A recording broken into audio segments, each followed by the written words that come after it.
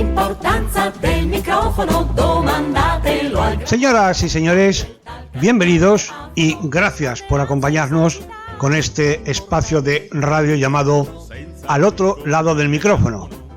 Hoy tenemos un programa especial, ya que vamos a contar con la colaboración del compañero Alberto López, que ha entrevistado en el Hotel Riazor de La Coruña al profesor José Manuel Otero Lastres, con motivo de su último libro publicado, El Abrecartas de Jade.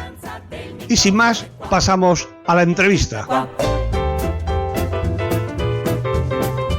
Bueno, presentar a José Manuel Otero Lastres nos quedaríamos sin programa, porque la cantidad de méritos y títulos que acarrea en su carrera pues obligaría a una disertación que nos comería el tiempo, pero como lo que estamos aquí es para hablar del Abrecartas de Jade, que es su última publicación, pues vamos a empezar y a saludar y agradecer al invitado su presencia con nosotros en nuestros estudios. Muy buenas tardes, profesor. Hola, buenas tardes.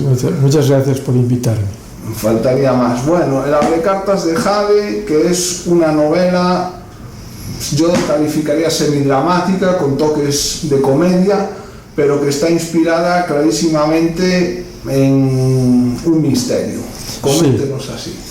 Bueno, vamos a ver, yo estaba realmente preocupado con esta novela porque en mis novelas anteriores eran más amables, por decirlo de alguna manera. Incluso la última, El afeitador de muertos, la cuarta, tenía una escena final que la gente era muy triste, pero la gente salía con el ánimo levantado, ¿no? Por la forma en la que estaba descrita, la manera en que este hombre ascendía al cielo subido en las notas de la música.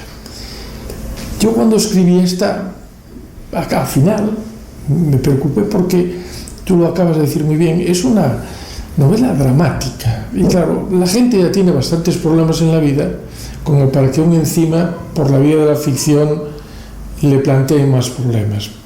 Pero me salió así, y lo que estoy recibiendo de los lectores es que les engancha desde las primeras letras, y que tú dices muy bien, alguno me dijo que tiene momentos de humor, pues es que yo soy así también, y que tiene un final inesperado, y no puedo decir más porque si no la destripo, ¿no? Claro, lo que tenemos que intentar es evitar el spoiler y el desentrañar todos los argumentos que dan, pero sí que podemos detallarnos en algunas circunstancias que yo sí quisiera destacar.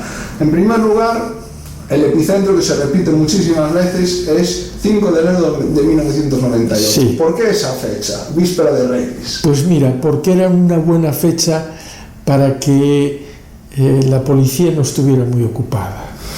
Todos los policías, yo imagino, a lo mejor estoy equivocadísimo, pero todos la noche de Reyes estamos con las últimas compras, estás deseando llegar a casa, te hablan de que pudo haber un suceso complicado y tú dices, bueno, ya lo veré mañana. Y los primeros momentos son fundamentales para la trama de la novela, y por eso esa fecha la elegí conscientemente, porque era un día en el que se trabaja poco y se tiene la cabeza en otras cosas.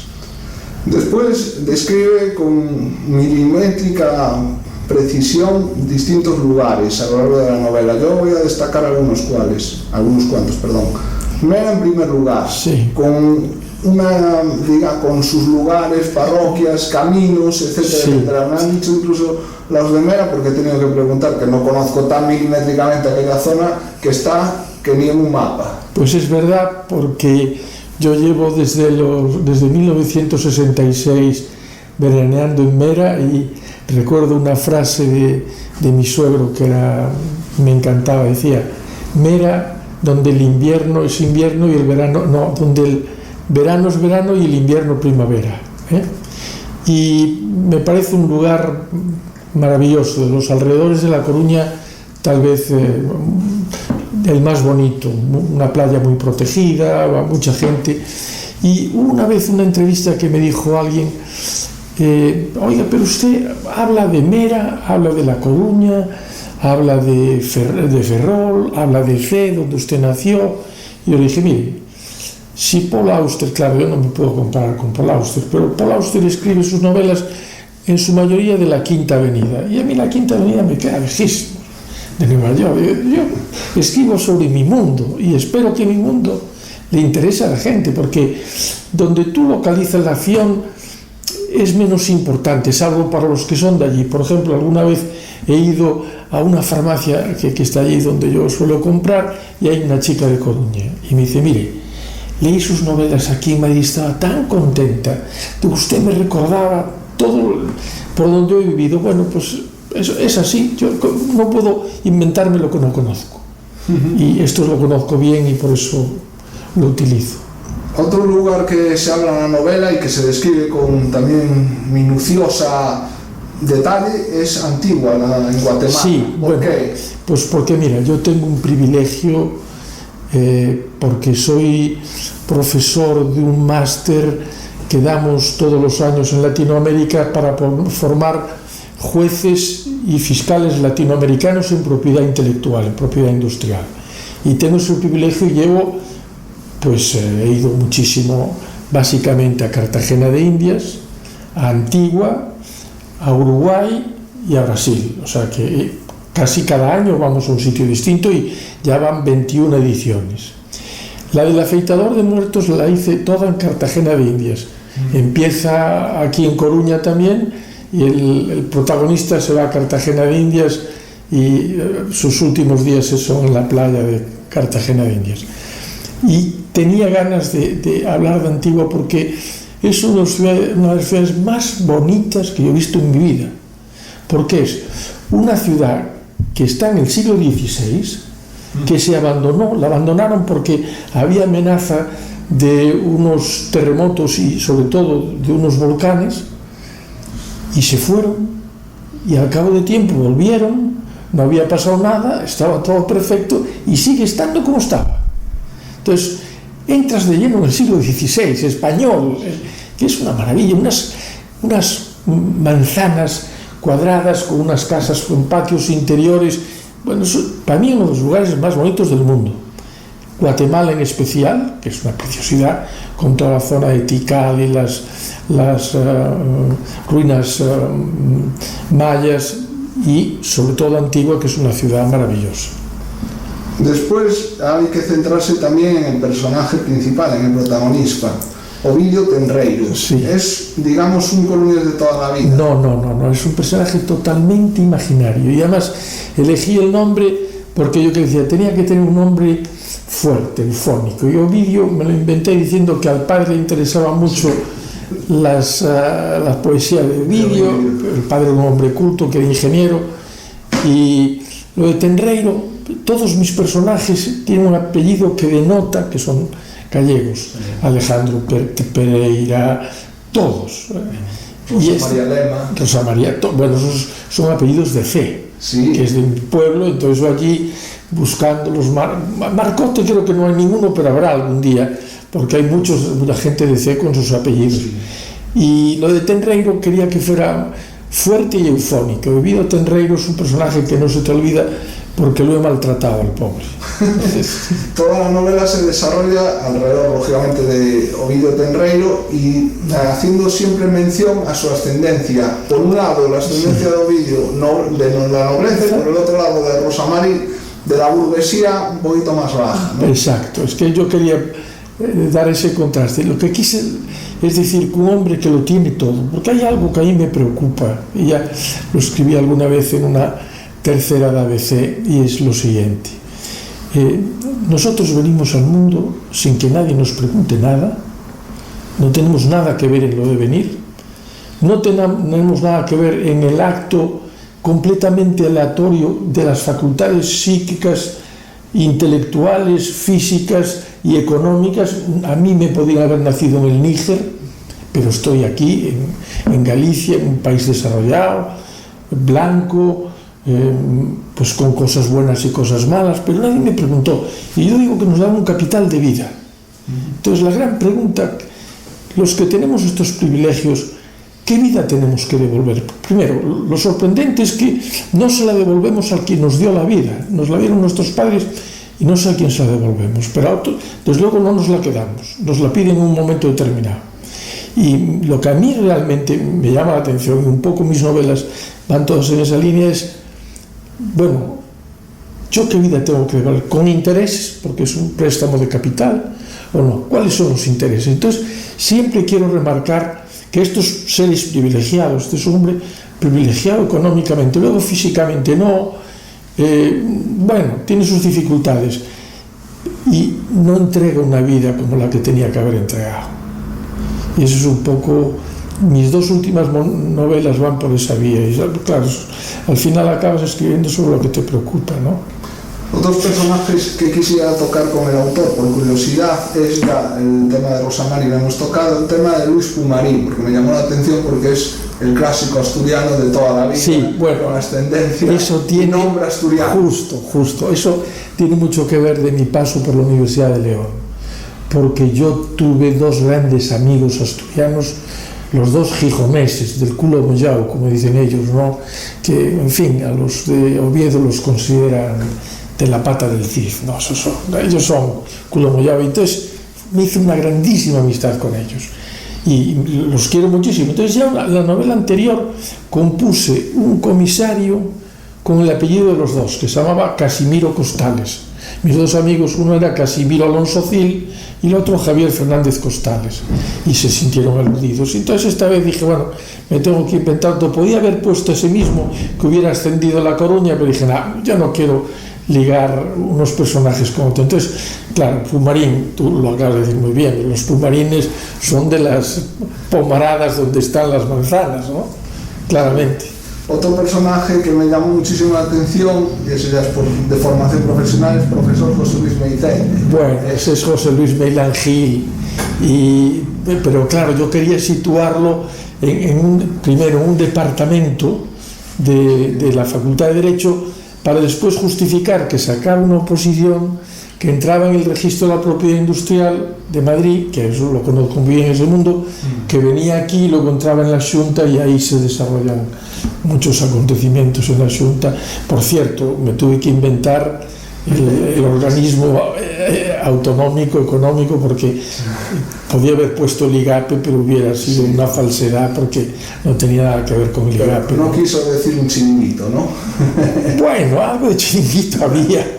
Lo que yo quise, y la novela anterior también lo hice, estas novelas lo dijo un crítico que se llama Juan Ángel Juristo, dijo, las novelas de José Manuel no son solo thrillers, son thrillers sociales, porque acaba criticando cosas en todas las novelas, y en esta pues critico un poco ese mundo de la corrupción que es inevitable. O sea, allí donde hay dinero sin controlar, ya sabéis que alguna ministra dijo que el dinero público no era de nadie, pues ahí queda uña entre los dedos, carne entre las uñas, ¿no? Entonces, bueno, ahora vamos a pasar un poco a la crítica, a mi manera de ver, ¿no? Estupendo. Hay un tema que a mí personalmente no me gustó y voy a empezar a criticar, lo que es el tema del relato esotérico que hace, de describir unos sueños un poco tremebundos, oscuros y tal. ¿Por qué se detalló tanto en ese capítulo? Bueno, porque mira, primero, eso es una especie de exageración de mi vertiente literaria. Lo que quise yo es demostrar que tengo imaginación, que no solamente es contar relatos que más o menos pueden ajustarse a la realidad. Esto es la fantasía, es el paso de la imaginación a la fantasía. Quise demostrar que yo también podía entrar en la fantasía. En segundo lugar, quería remarcar que a partir del acontecimiento más relevante, este hombre tiene que tomar pastillas y las pastillas le van dejando de hacer efecto hasta que toma casi opiáceos, y ahí es cuando uno ya no controla sus sueños. Y bueno, ahí me inventé el personaje de Sara de Levarás, que le da una serie de consejos. Quería jugar un poco yo, ¿eh? Sabes que los autores hacemos eso, jugamos con la fantasía. Y sin embargo sí que le felicito porque y además nos ha gustado mucho los relatos histórico-políticos que hace de Santiago de Compostela en la transición, sí. Después la democracia, los primeros años, sí.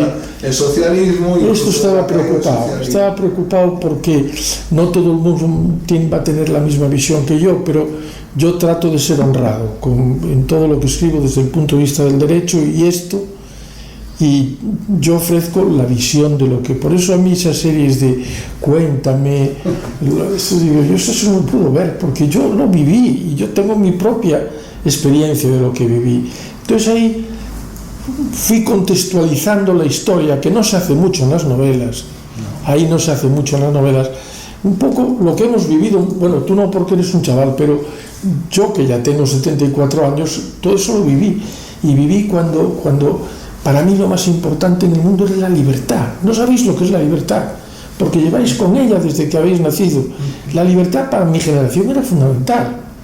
Y quise demostrar otra cosa, que es un poco cómo dos grandes antagónicos pueden ser muy amigos. Que es un poco decir, eso es mi homenaje a la transición. El espíritu de la transición. Eso es. Que también quise hacerlo. ¿Por qué? Porque me parece que fue una de las cosas más grandes que hemos hecho los españoles en los últimos siglos. Y lo que me duele mucho, pero yo que escribo mucho en los periódicos y tal, me duele muchísimo que haya una generación de jóvenes que estén bombardeando la transición, que es volviéndonos a enfrentar. Pero oye, si eso ya lo teníamos superado. Y además lo malo es que no se enfrentan los protagonistas, sino los descendientes de los protagonistas, con lo cual vuelven a dividir lo que ya estaba unido. Yo le llamo, el otro día le decía, como que habían dado una tajada profundísima en la cicatriz que ya tenía formada España, ¿no? Entonces, a mí eso me preocupa. Sí, luego remarca también todo lo que vino después, del auge del socialismo, la caída, sí. En paralelo a la historia de los personajes, pero sí. Además se detalla con minuciosidad también perfecta y sobre todo tanto la transición como las distintas etapas políticas de la democracia con absoluta objetividad. Eso es lo que trato.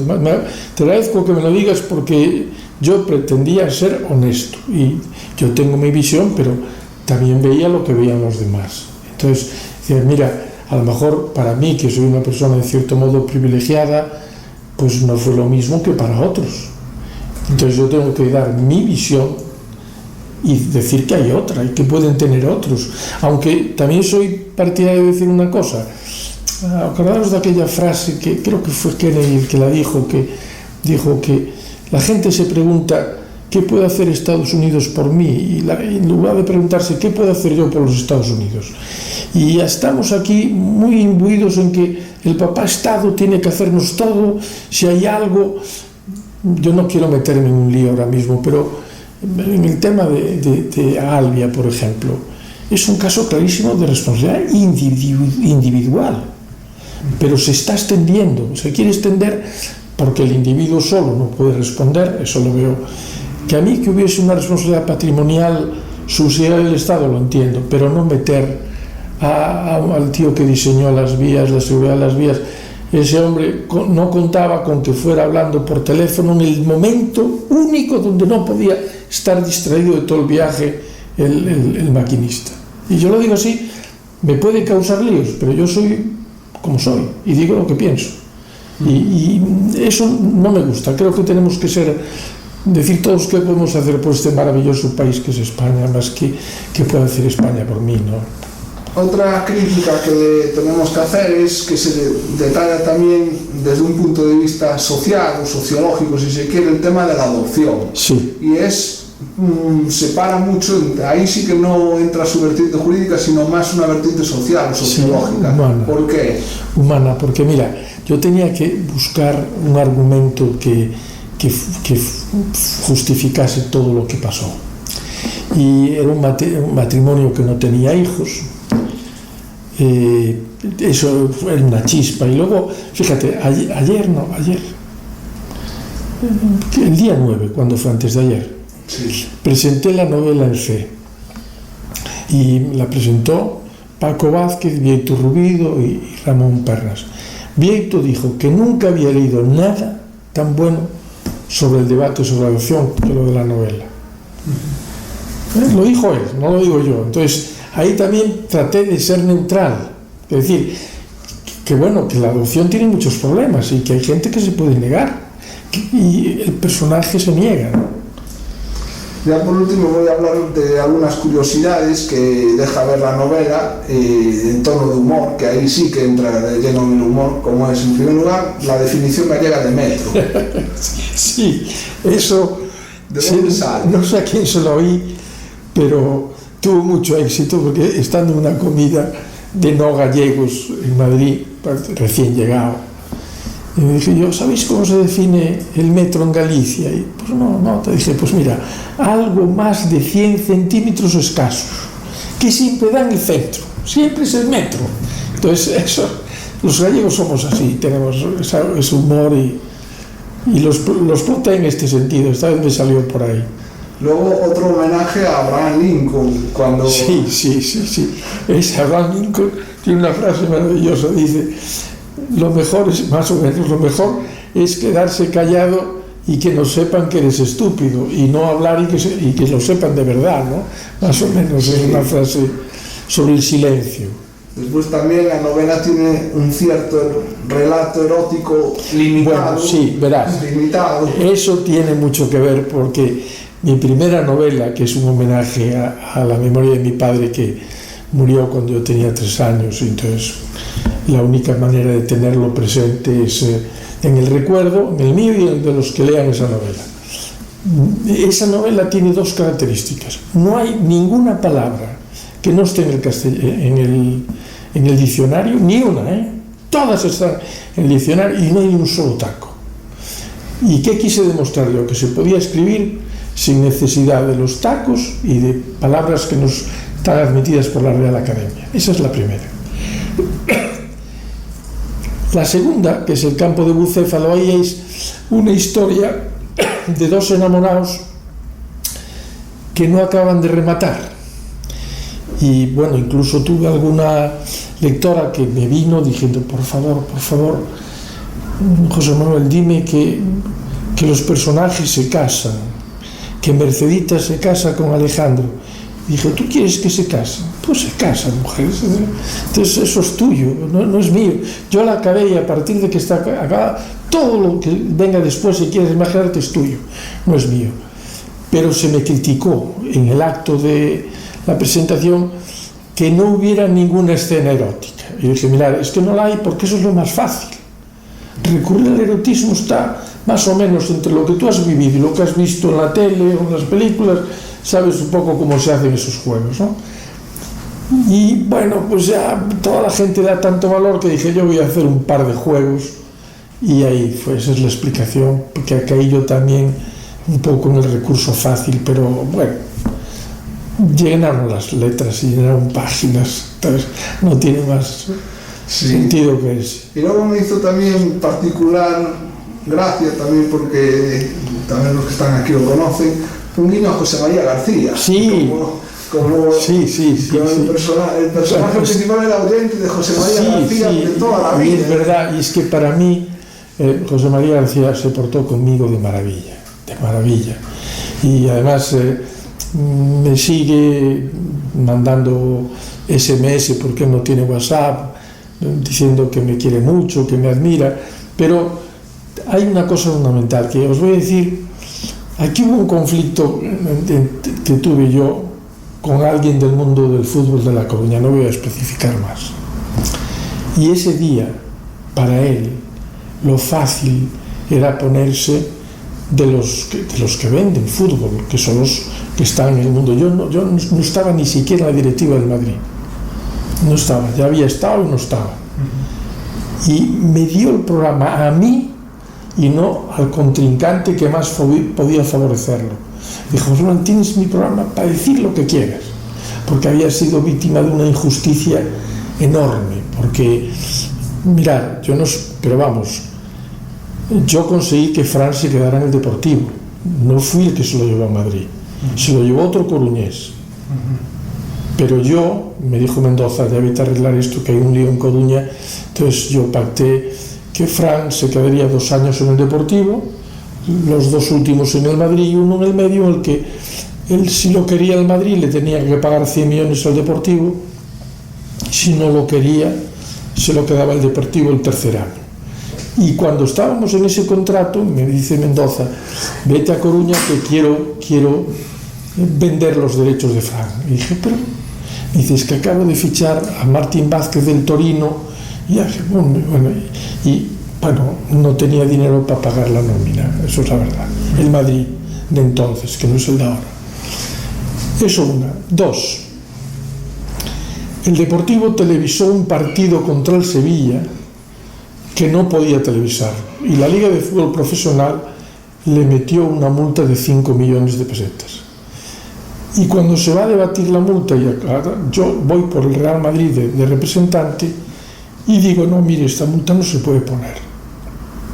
¿Y por qué? Digo, mire, porque esta multa se basa en una circular, no es una norma jurídica consolidada, es de mucha menor categoría que los reglamentos, y por tanto, entonces el presidente del Español, que era un tipo, dice, pues tiene razón José Manuel, no se puede poner la multa.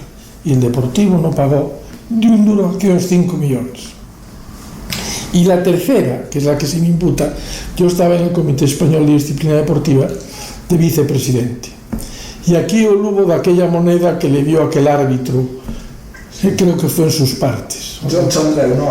En la cabeza. Bueno, en la ceja. Y llegó al Comité Español de Disciplina Deportiva.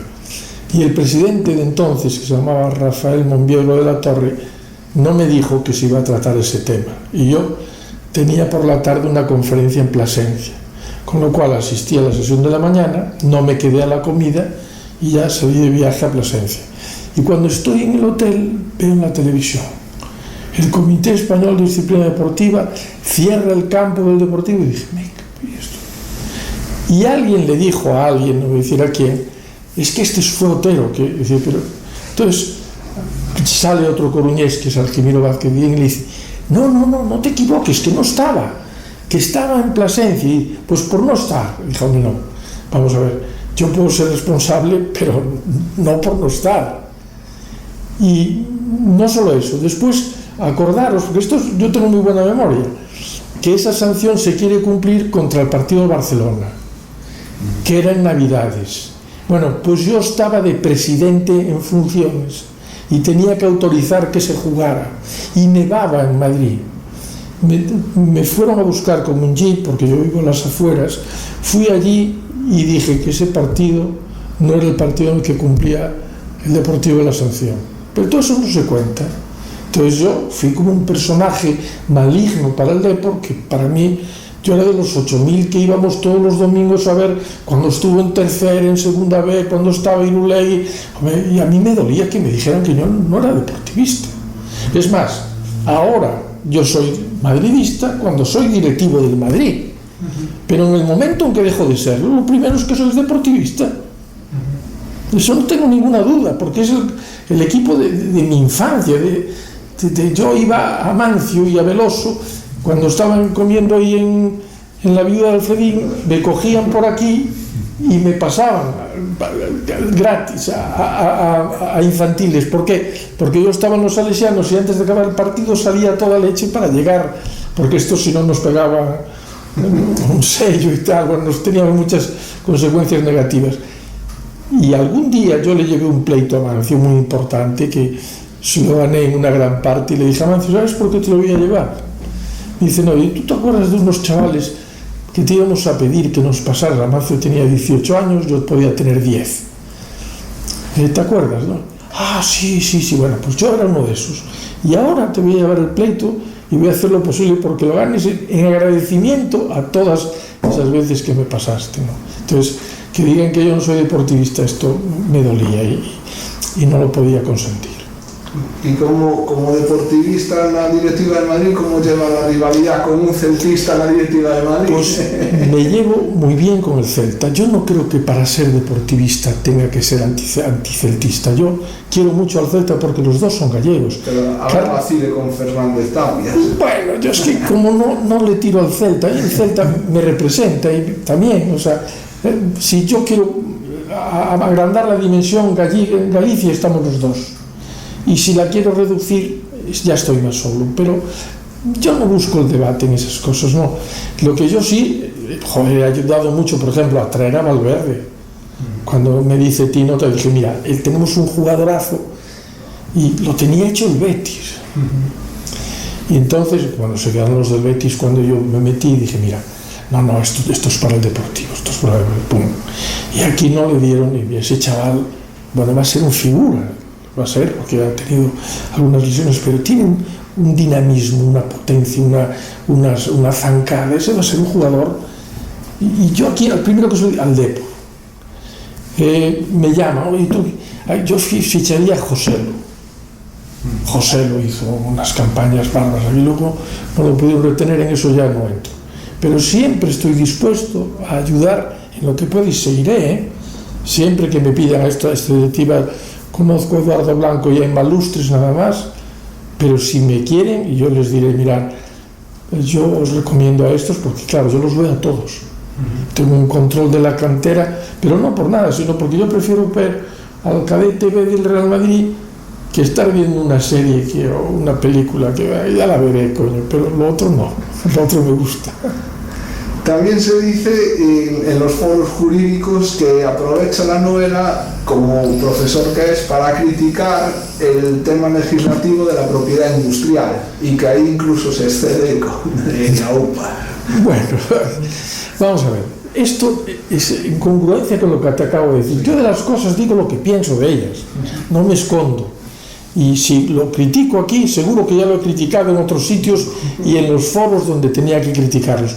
Lo que no tiene sentido es que yo lo critique jurídicamente y luego en la ficción trate de suavizarlo, no puede ser. Entonces, pero es que mira, te voy a decir una cosa, yo ya soy tan mayor que no me importa nada lo que opinen de mí, para nada. Me dicen algunos que me comentan los artículos, qué valiente eres, dije, pero valiente. Yo digo lo que pienso. ¿A mí qué me pueden hacer? Nada. Solo preñarme, pero no pienso dejarme. O sea que voy a decir lo que me dé la gana. Tú no sabes la maravilla que es poder sentirte independiente y escribir con libertad. Eso es impagable. Yo no tengo ninguna represalia. ¿De qué? ¿Dónde? ¿Por qué? A ver, pero ¿qué me pueden hacer a mí? Nada. Yo no tengo nada que ver con el mundo público. ¿Qué me van a hacer? Nada. Entonces, yo escribo lo que se me ocurre, tengo absoluta libertad.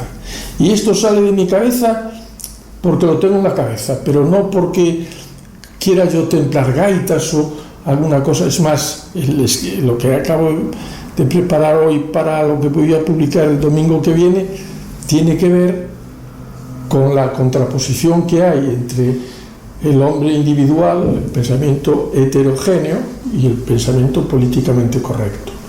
El de los rebaños, que hablaba de Bertrand Russell, y el de un montón de gente que están uniformados, son pensamientos uniformados. Y como se te ocurra separarte un poco del pensamiento uniformado, vienen los guardianes de la red, que son los censores anónimos, y te machacan. Pero oiga, yo digo lo que me da la gana. Y otra cosa muy importante, que le escribí el otro día, mire, libertad de expresión, de acuerdo, pero libertad de expresión, ¿sobre qué? ¿Qué es lo importante? ¿Tener libertad para decirlo o configurar el pensamiento de lo que quiero expresar libremente? Y esa segunda parte no. La segunda parte, la democracia nos ha hecho más imbéciles todavía, que es una cosa inesperada, porque la democracia, si algo debería fundamentar, es la enseñanza. Pues no, aquí los niños cada vez saben menos y los profesores se esfuerzan, pero no hay manera. Entonces te permiten pasar de curso con 3 asignaturas, con 2. En mi época, que bien que es cierto que éramos privilegiados, pero todo era selectivo. Y cuando no aprobabas un curso, no pasabas al siguiente. Y si no aprobabas ingreso, no entrabas en bachillerato. Si no aprobabas cuarto, no pasabas a quinto, la reválida. Y si no pasabas la reválida de sexto, no entrabas en pleno. Si no aprobabas pleno, no entrabas en la carrera. Y si no aprobabas el primero de carrera, no entrabas en segundo. Después de así. Con lo cual ibas muy seleccionado. Ahora, mira, te voy a decir una cosa que es que estoy convencido. Ahora los alumnos no saben, no entienden que con las palabras se transmiten conceptos, ideas, aprenden las cosas de memoria. Yo he tenido alumnos universitarios que me decían, mire, profesor, ¿qué palabra viene en sus apuntes después de la palabra? Y dije, mire, primero, yo no tengo apuntes, yo hablo. Y los apuntes son los suyos. ¿Cómo voy a saber yo lo que usted escribió de lo que yo hablé? Y lo segundo, mire, es un error inmenso aprender las palabras por orden. Lo que tiene que ver es qué dije. Y con sus propias palabras, lo que usted tiene que hacer es formarse el concepto. Y ya verá cómo no lo olvida nunca. Y eso no se enseña a los niños de ahora. Y entonces llegan a las universidades, cuando yo era universitario, éramos 100 en Derecho, imagínate, 100. De esos 100, 70 eran buenos. De entre los 70 los había buenísimos, buenos, regulares, y los 70 buenos. Y los 30 pues iban por ahí, repetían, bueno. Ahora, que yo acabo de finalizar mi vida universitaria, de los 100 hay 30 buenos, de esos 30, 5 o 10 buenísimos, mejores que nunca, de los 30 a los 60 o 70 malos y del resto malísimos. Y es tristísimo, eso es tristísimo porque la democracia no puede hacer arcémilas, no puede crear arcémilas, tiene que crear hombres libres, y los hombres libres son libres cuando tienen capacidad para decidir porque están bien informados y bien formados, si no, son esclavos.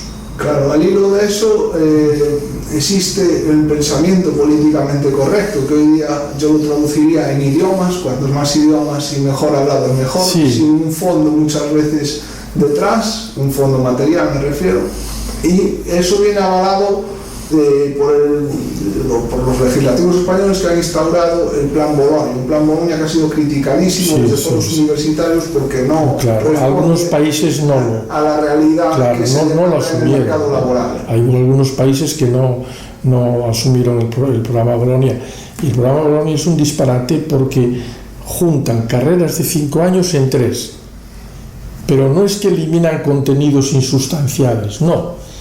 Te obligan a meter lo que es normal meterlo en 5 años en 3, con lo cual los chavales los tienen destrozados. Yo les digo, no es que incita a la rebelión, pero digo, son ustedes buenísimos, porque cuando yo era profesor recién acabada la carrera, que estaba en el final del franquismo, a mí si me hubieran obligado a ir de pijama hubiera ido, porque mandaban los estudiantes. Yo no digo que está bien que manden los estudiantes, pero que sí que sean críticos. Y aquí tragan con lo que les echen. Y no es así, porque tienen derecho a recibir una gran enseñanza. Es verdad que se paga poco, pero eso me recuerda una anécdota de un paisano que iba por la corredoira con el perro, todo se le veían las costillas, y se encuentra con otro. Manoliño, pero tens que darlle de comer ao can. Y dice él, hombre, pau que fai. Y dice, pues entonces mátalo. Y dice, ¿por qué come? Pues esta es la universidad, esta es la enseñanza, están mal pagados, mal considerados. En Finlandia, que es el prototipo, tiene una consideración social los profesores enorme, se les paga muy bien, pero ¿por qué? Porque forman a los mejores estudiantes de Europa y probablemente del mundo. Eso es lo que había que hacer. Y no gastar el dinero en chiringuitos absurdos. No voy a meterme en más líos porque os van a cerrar la emisora, pero yo soy así, o sea que ya... Sí, pero bueno, eso obedece, al menos cuando yo estaba en la universidad se decía, no, es que tienen ustedes que adaptarse al mercado laboral que hoy pide esto. Eso es mentira. Y decía, no, pero el mercado laboral entonces que es que seamos todos funcionarios. Y decía, claro, no, eso es un error enorme. Mira, yo, hombre, en España se puede decir, y no es esto, hombre, lo dices para quedar bien, no. Hay un cuerpo de funcionarios muy bueno, pero eso tiene una consecuencia, y es que sobran la mitad de los políticos, porque el político está ocupando el lugar del gran funcionario, y se solapa con el funcionario, y todo lo que es peor, decide el político cuando el que más sabe es el funcionario. La función pública española tiene unos tipos de primerísimo nivel, pero coño, ¿quiénes llevan las cosas? Pues los concejales, el otro, el asesor. Pero ¿y usted qué estudios tiene? No, yo estoy en el partido de los 16 años sentado en una y pongo cafés, empecé poniéndola, haciendo fotocopias, luego tal, y claro, como por allí no venía la gente, yo era el que cerraba, yo era el que abría, me hice con el partido y quedé secretario de organización. Y ya a partir de ahí, bueno, sí, yo hago las listas y aquí invento pues a los acémiles que se parezcan a mí. Los buenos no los quiero porque me pondrían rápidamente en evidencia, ¿no? Entonces estamos degradando la política. Bueno, es la única profesión en la que no te piden currículum. No. Yo el otro día escribí hace poco, ¿tendría algún puesto el presidente del gobierno en la empresa pública española? Ni una lo contrataría con el currículum que presentó, porque además la mitad era falso. Joder, pero ¿qué país es este, tío? Es que estamos en un país... No, este país es tan grande y tan... Porque hay dos mundos, hay la España civil y la España política. La España política es desastrosa, en general. Hay grandísimos políticos, gracias a Dios, pero el tono general es desastroso. Y luego hay la España civil, la de las empresas, esa está a primerísimo nivel. La empresa ACS de mi presidente de Madrid, Florentino, es la constructora más importante del mundo, y lleva 3 años seguidos como la empresa de mayor reputación en el ámbito de la construcción de infraestructuras a nivel mundial. ¿Eso casa con España? Bueno, hay muchas otras, no es la única, pero las del IBEX 35, la Telefónica, a mí me encantaba, yo que llevo viajando a Latinoamérica desde el 96, ver Banco de Santander, Banco de Bilbao, tal, y coño, qué bien, otra vez, esto es España.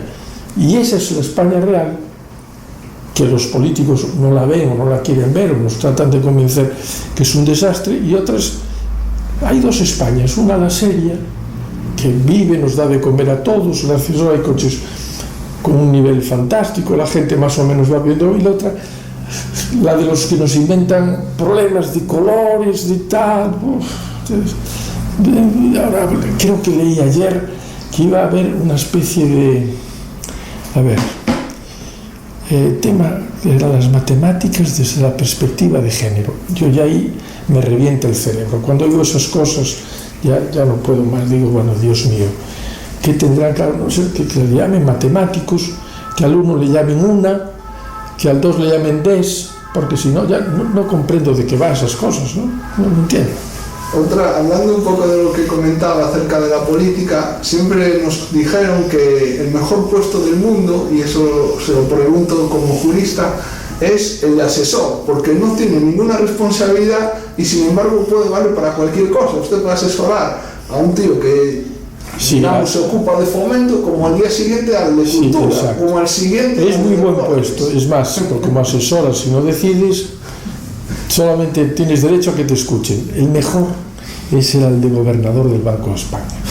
Tanto es así que hay una anécdota con Franco, que es que el ministro de Industria era un tal Arburúa, que yo lo recuerdo, pero no.